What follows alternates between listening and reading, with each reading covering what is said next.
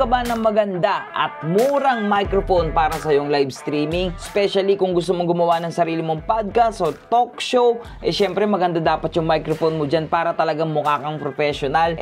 Ang budget mo saktong-sakto lang. Pero gusto mo ng sobrang quality microphone, baka ma-consider mo tong pinadala sa atin ni Feelworld. Ayan o.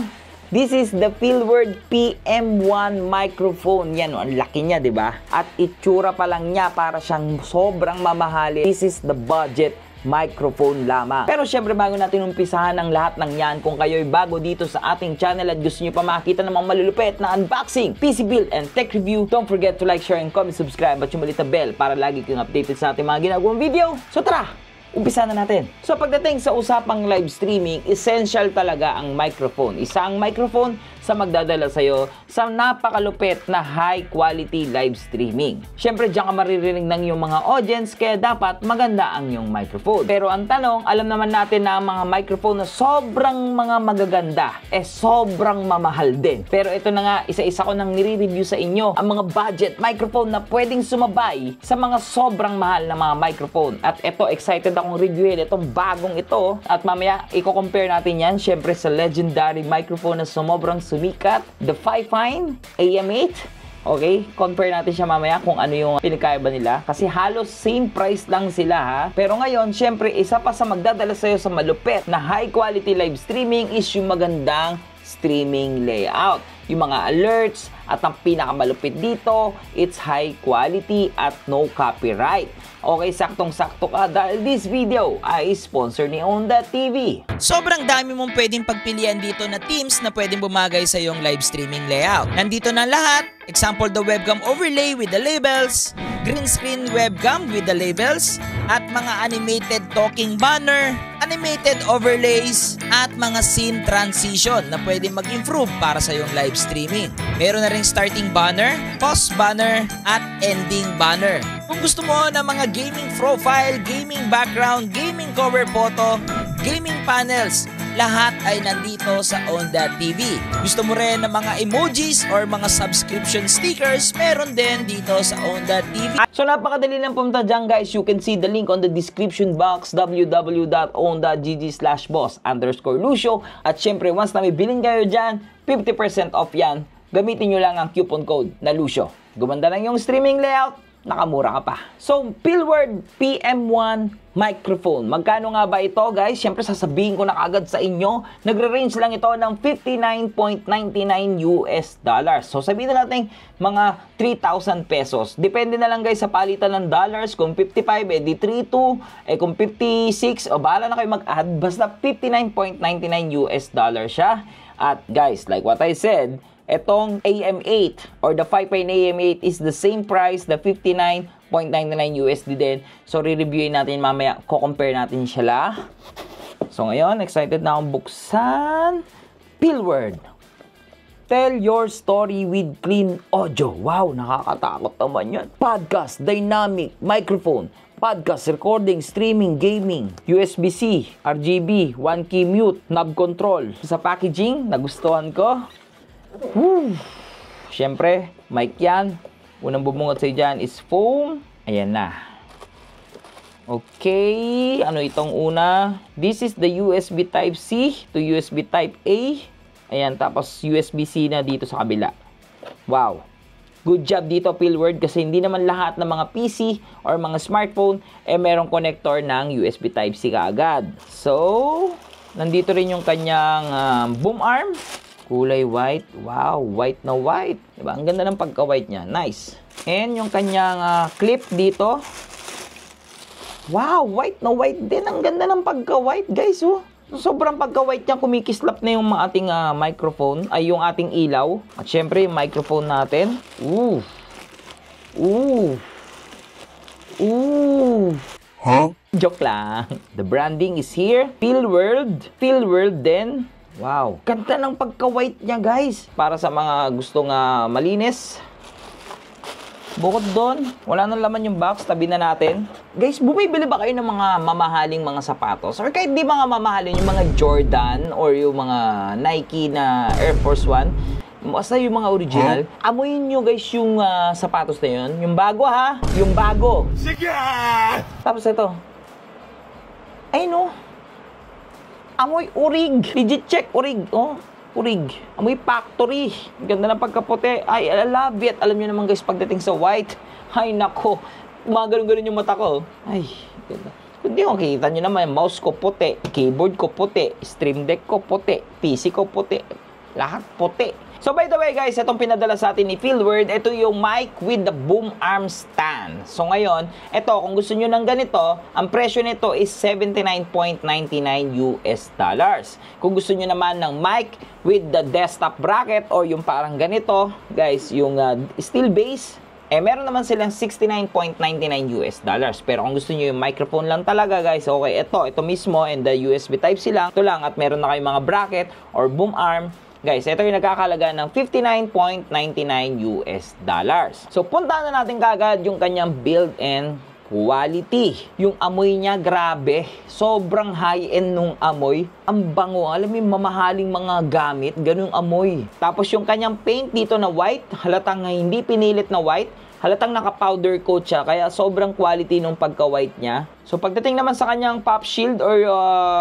windscreen, yes guys, is kulay black. Pero I recommend Feelword, kung maglalabas kayo ng white, I mas recommend na kulay gray or yung ganitong kulay. Yan, mas babagay ka siya sa white kaysa black. Parang basic the black and white, basic. So mas magandang gray. Kayo guys, comment nyo kung tama yung suggestion ko. So sa loob, syempre nandito yung kanyang capsule. Yan yung kanyang microphone. Okay, nandito sa loob. Napakaganda rin ng quality. Ang tibay guys. Parang hindi $3, parang hindi $60. Grabe yung quality nito. U-shape bracket, napakaganda rin ng quality. Matibay din, solid din, solid. Yan, solid metal lahat, metal. Wala akong ma-feel na plastic sa kanya bukod sa kanyang mga knob. So para sa kanyang build-in quality, 10 out of 10 ako dito. Yes, guys. 10 out of 10 ako, sobrang solid. So dahil U-bracket ito, pwede itong ipwesto ng ganito. Ganyan, or kung gusto mo naman ng patayo, vertical, pwede rin, ganyan, okay po, pwede, lahat, yun yung maganda sa U-bracket. Kinabitan natin siya, plug and play lang siya sa ating mga smartphone. So, dahil USB Type-C ito, po pwede ito sa any gadgets like PC, tablets, MacBooks, smartphone guys na USB Type-C po pwede siya. Kita nyo yung RGB lightning yan, yay, RGB lightning, ang ganda, di ba? So, lilipat na tayo ng audio in 3, 2, 1. So yung naririnig yung audio ngayon ay nanggagaling na dito sa Feelword Microphone PM1. Ulam! Grabe! Okay, this microphone is a cardioid polar pattern. So means kailangan natin magsalita in the front of the capsule. And this microphone is a dynamic. Kaya kailangan dito sa ibabaw. At ito yung tunog pag iniba natin yung kanyang mic positioning. Hello, mic test, mic test, mic test. Hello, mic test. Hello, mic test, mic test, mic test. Hello, mic test. Hello, mic test. Hello, mic test. Mic test. 1, 2, 3, mic test. Yes, guys. Okay? Yan yung pinagkaiba ng dynamic at ni condenser. So, si dynamic sa ibabaw at si condenser is kung nasan yung logo. So, dahil cardioid dito, kailangan natin magsalita ng medyo mid or close to the microphone. Okay? Ito naman yung tunog niya pag medyo mas malayo tayo. Hello, mic test, mic test. Hello, mic test, mic test. Hello, mic test, mic test. Hello, mic test, mic test. So, this microphone, guys, is may 2 modes. Meron siyang USB mode at the XLR mode. Meron kayong mga audio interface, okay, like this, or mga iba pang mga audio interface na pwedeng kabitan ng XLR. Pwede nyo magamit itong microphone na to. This microphone ay may input sample rate na 96 kHz at meron siyang bit rate na 24 bit. So, yan yung ilaw niya ngayon, guys. It's a purple na nagda-dynamic to blue, okay, gradient, and then nagpapalit-palit siya, okay? So, pwede siyang palit-palitan. Meron tayo dito na 40% mic gain, at itong knob na to, guys, okay, meron siya ditong control, kung gusto nating palit-palitan yung ating knob, okay, ng volume. And ito ay 60%. 60%, hello, mic test, mic test, hello, mic test, mic test. 70%, okay, hello, mic test, mic test, hello, mic test, mic test. This is the 90%, hello, mic test, mic test, hello, mic test, mic test. So guys, every ikot natin ng knob, may parang click siya. Yan, parang nafe-feel mo, kada dagdag mo ng click is another 5%. So, 1, 2 is at 10%, 1, 2 is at 20%. Ganun po siya. Ang napansin ko lang kagad dito, hindi po siya naglilimit yung knob. So, hindi mo mapapansin kung nasan mic gain ka na. So, kailangan mo talaga ng monitoring para marinig ang yung audio and then ikaw na lang yung magtatansya kung this is a 50% or a 60%. So, ako ang technique ko lang, start ka sa low and then 1, 2 is a 10%, 3, 4 is a 20%. Ganun, that's it. So, it's a good thing na meron siyang click, pero it's a bad thing, hindi siya naglilimit. So, para sa mga beginners, medyo mangangapa kayo, lalo na kung pakailaman ng mga anak ninyo itong volume na to or hindi nyo alam gamitin, magugulat na lang kayo talaga, sobrang lakas ng audio nyo at ito yung may dahilan. So, dito meron din siyang short touch para sa kanyang mute. So, once you click this, magiging red yung RGB.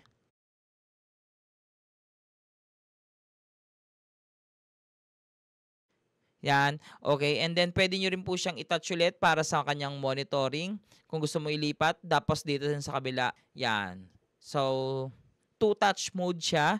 At para naman dito sa kanyang ilalim, makikita po natin dito yung kanyang connection para sa kanyang XLR. At sa kabila naman is the 3.5mm jack para sa kanyang monitoring. So again guys, the mic positioning is very important, lalong-lalo na pagdating sa microphone. Kahit pa sobrang high-end ng microphone na yan, kung hindi mo alam yung tamang mic positioning yan, hindi mo magagamit ng malupit yung microphone na yan. So, dapat alam nyo yung polar pattern at kung saan kayo dapat magsalita. So far, sobrang linis ng ating audio para dito sa PM1 Fieldword. So, ngayon, try natin yung kanyang noise cancellation ng raw, walang post-processing edit.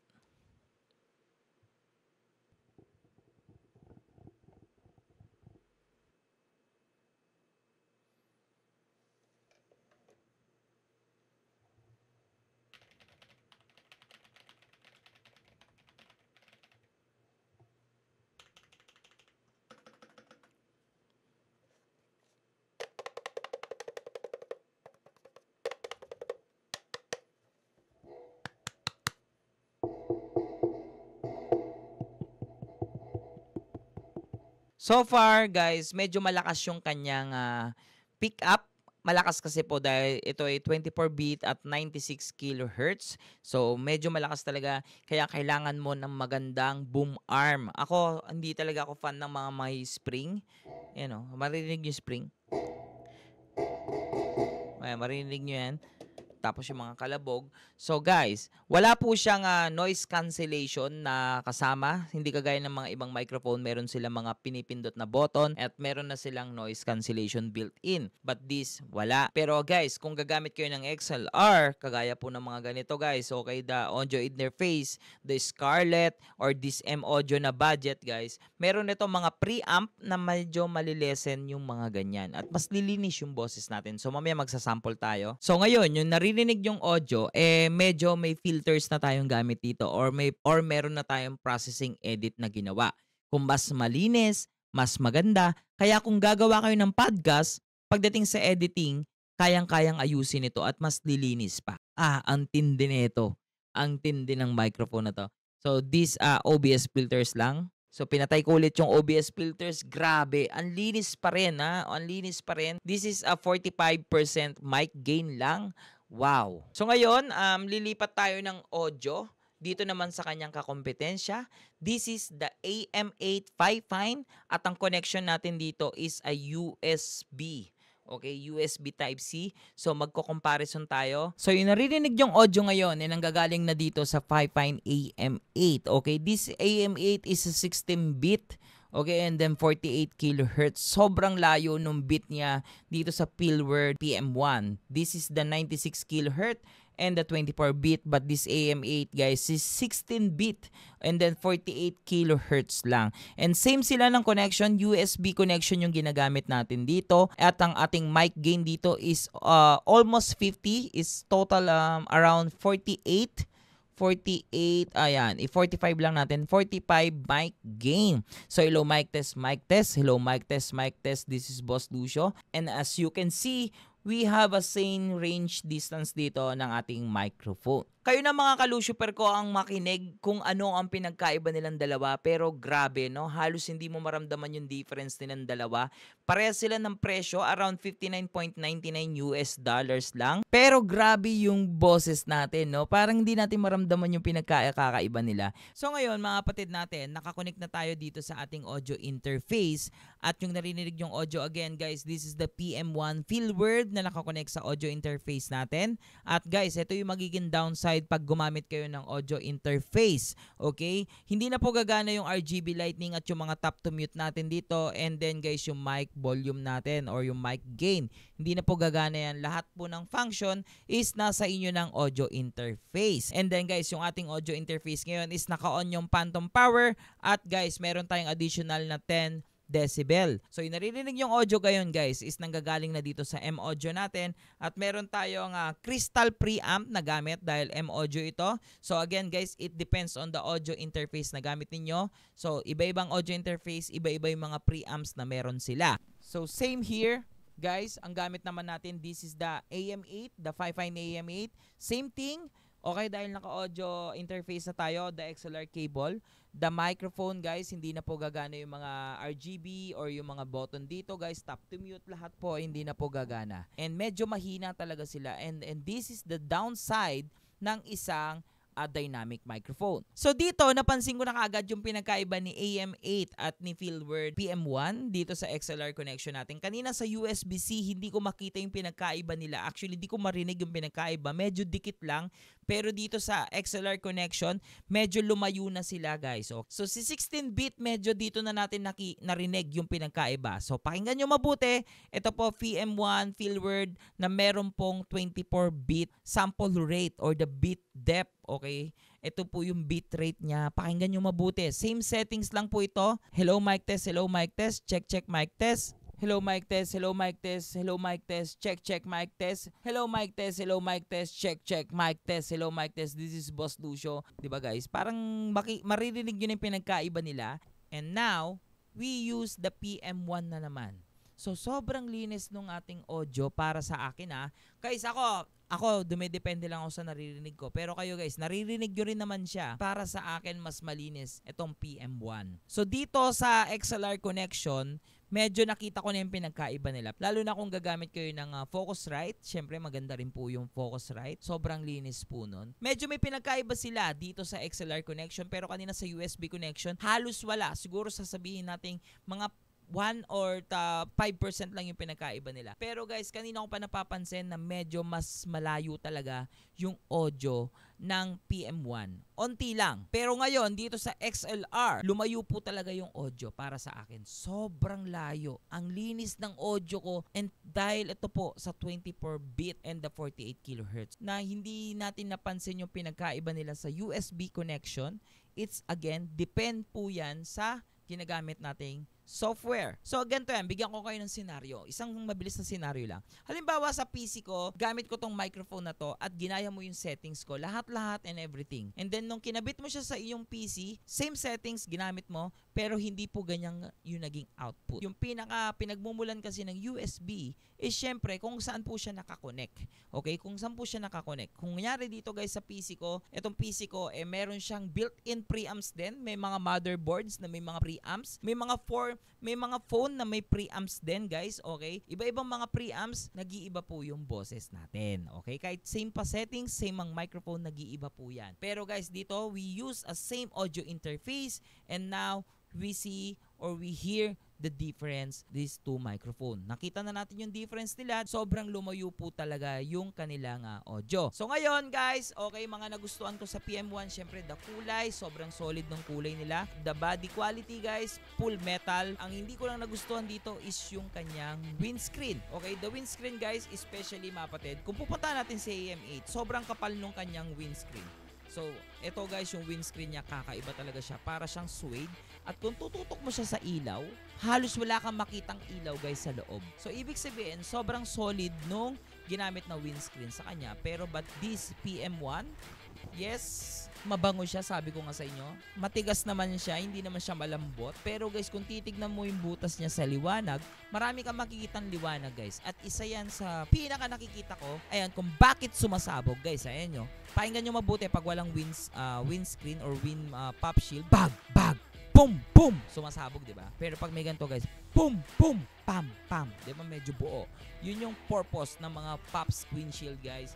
So, para sa akin, yun lang naman. Pero sobrang minor lang. Pwede ko naman palitan yan na nabibili mga aftermarket. Pero overall quality, this PM1. Kung bibili kayo ng PM1 Fieldword, para kayong bumili ng mga microphone na around 13,000 pesos pataas guys, para sa kanyang sampling rate. Para sa akin sobrang solid, lalo na kung may budget pa kayo, bumili kayo ng magandang audio interface, the Focusrite na Scarlett. Sobrang gaganda pa ito para sa akin, sobrang linis ng PM1. Para sa akin sobrang marirecommend ko itong Fieldword PM1. Kaya guys, gusto kong pasalamatan si Fieldword sa pagtitiwala sa akin para masubukan ng kanilang microphone. At syempre, pinagbigyan nyo yung request ko na kulay puti ang inyong ipadala. Maraming salamat po Fieldword dito sa inyong PM1. Sobrang ganda po ng microphone ninyo. At syempre, kung gusto nyo pa makakita ng mga malulupit na unboxing, PC build and tech review, don't forget to like, share, and comment, subscribe at yung malita bell para lagi kang updated sa ating mga ginagawang video. This is Boss Lucio, ang inyong stream coach para sa inyong mga stream and tech problem.